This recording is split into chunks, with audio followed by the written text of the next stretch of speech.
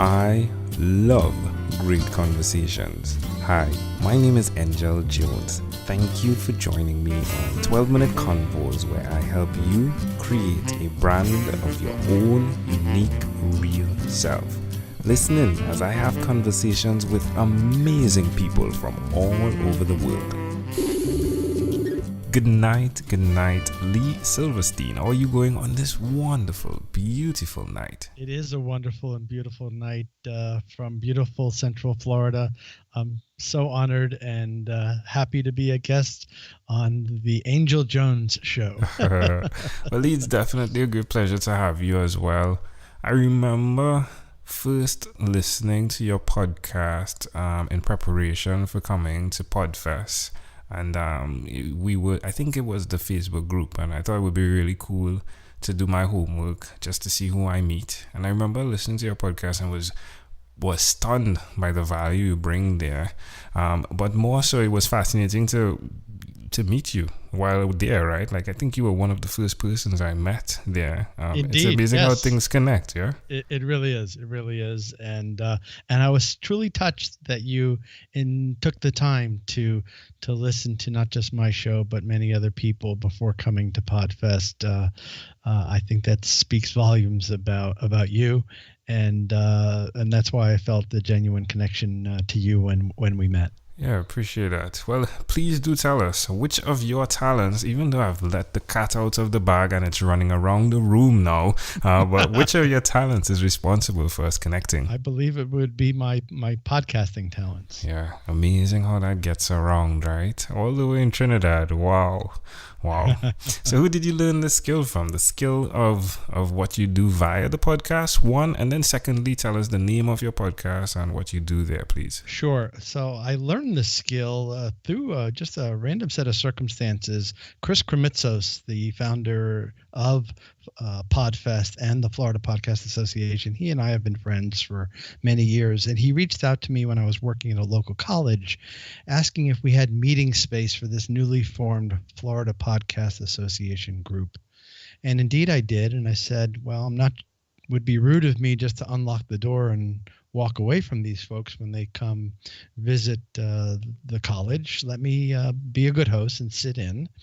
And just from sitting there for a few minutes and listening to these podcasters talk about what they were doing and how they were reaching people, it was what I like to refer to, Angel, as a lightning bolt moment. When the lightning bolt struck me, being in the midst of stage 4 colon cancer, I said, my goodness, what if I started a podcast and could interview patients like myself and survivors and caregivers and medical professionals as a way to touch these people and give them hope and inspiration? And that's how the colon cancer podcast was born. Wow. And was launched in February of 2015. We're coming up on our 3rd anniversary here in just a few short months. Wow, congratulations. Wow, well done. And you're almost at the 100th episode as well, right? Just nearing that as well. Wow. A lot has happened. Close. Yeah, just from that one fascinating decision to serve, right? At the same time, it's you serving in the midst of it. Like True. You could have said, hey, I have cancer. Okay, I'm opening this door. Boom, I'm gone. But to serve, it's intriguing, isn't it? That's I've not heard somebody use that word, but it's a wonderful word, soothe. I just returned from a colon cancer conference that took place in Cleveland, Ohio 2 weeks ago. And people who I've not met coming up to me and saying, I've listened to your show and thank you. You gave me or you gave my spouse hope. And that's what I focus on, is trying to give people information, inspiration, and hope by sharing these stories. Have you seen your path change in terms of what you thought you would deliver there, in terms of, okay, let's do taught first, TAUGHT, in terms of what you've taught in the classroom and the way you delivered on the podcast? Well, Yeah, they're fairly different because my full-time gig, if you will, I've transitioned since that time. I was working with young people. Now I work with people at a higher organizational level and teaching them job search skills, helping them get back to work after they've been displaced through downsizing or offshoring, those kinds of things. So I guess you could say there's a teaching element to it, but I look at it differently, Angel. As we talked about in the Messengers podcast documentary film, I really do consider myself just as a messenger, as a way to share these stories, because there's few harder words to hear than to be told you have cancer. And I'm living, breathing proof. I had an appointment today with my oncologist to give me good news and tell me he doesn't need to see me for another 4 months. And the next time I see him will be 7 years since I heard those words. You have cancer. And for someone to listen to my show and say 7 years, I didn't think that was a possibility.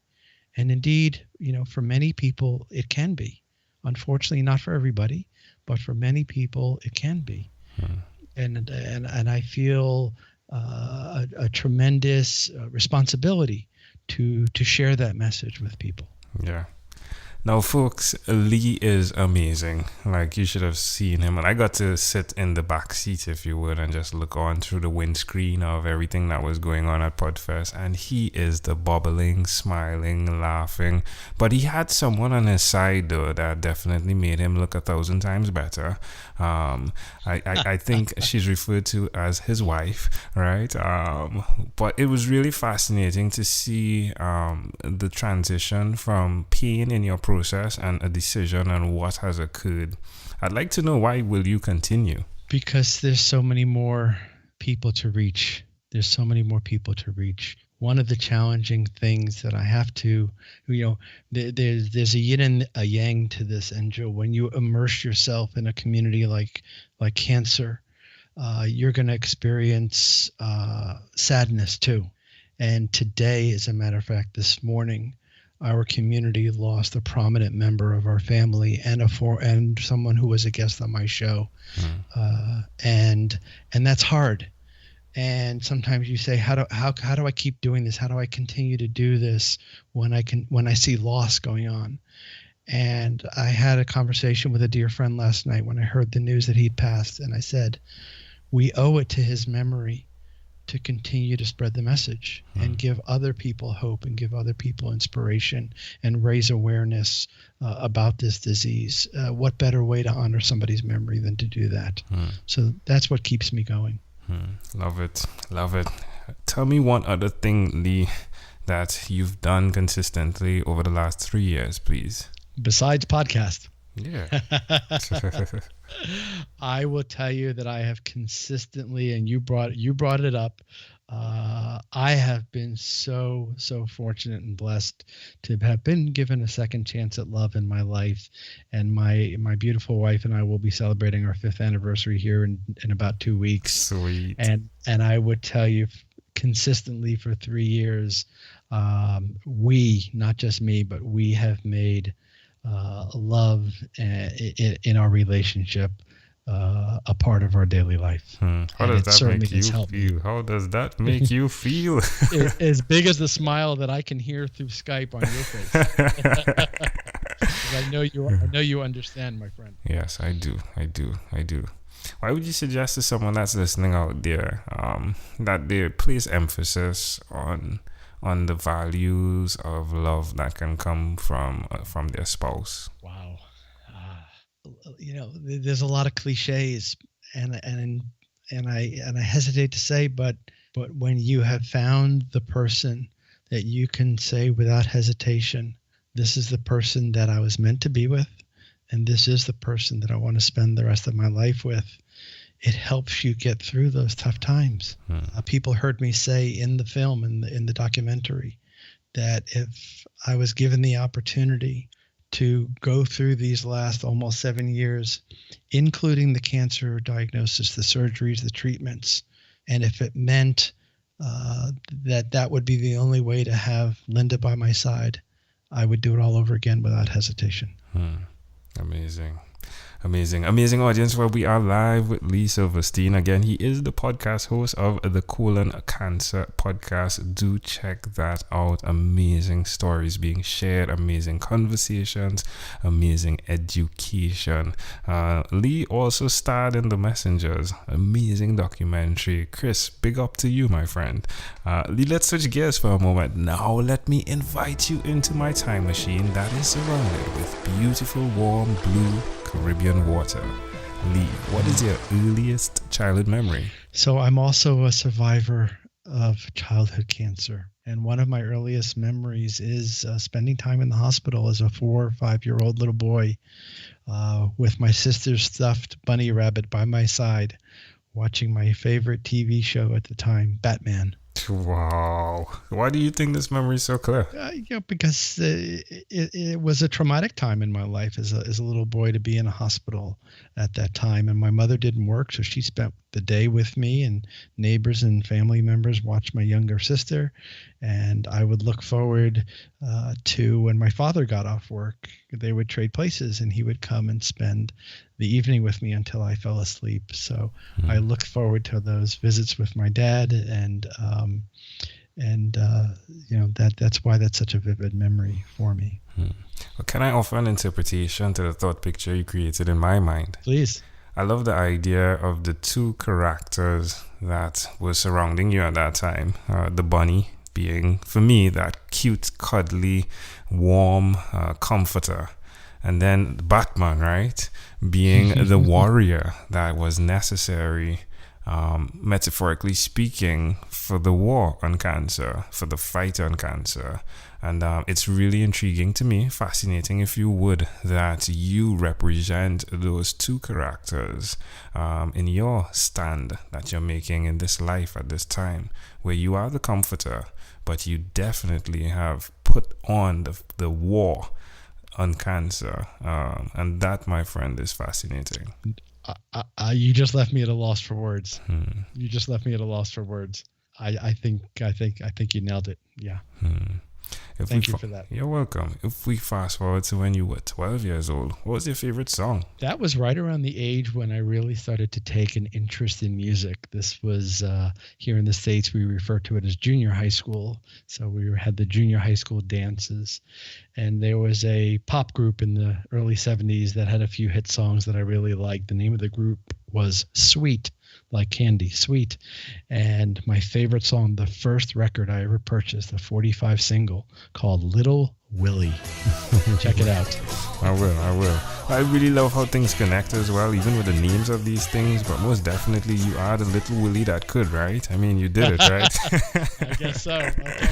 That's amazing. Well, Lee, hey, we've arrived at our destination, but before we get off of this time machine, there's a small declaration form, so it's yes or no, possibly a bit more. We're going to move pretty quickly here. Are you ready? I am ready. Lee, have you chosen someone to pass on your skills to? I have. Well, you're married. You said that to Linda, right? Yes. Do you have children? I have two sons, Andrew and Elliot will be getting married the day after, I should say, my 5th anniversary. Wow. So we have a lot to celebrate soon. Yeah. Do you believe in God? I do. Do you have an inner circle of friends? Absolutely, I do. Do you watch TV for more than 3 hours a day? I do not. Unless there's a really good hockey game. All right, there we go. And what about screen time, the phone and or the computer? Is it more than 8 or less than 8 hours a day? Probably more than 8. All right. Lee, after 1001 conversations in 3 months in 2016, I discovered, or sometimes I feel as though it discovered me, but it's a workbook, and the name of it is Your Own Unique Real Self. It's an expansion of these questions. The idea being you answer questions that connect you hopefully to your own unique real statement, aka your mission.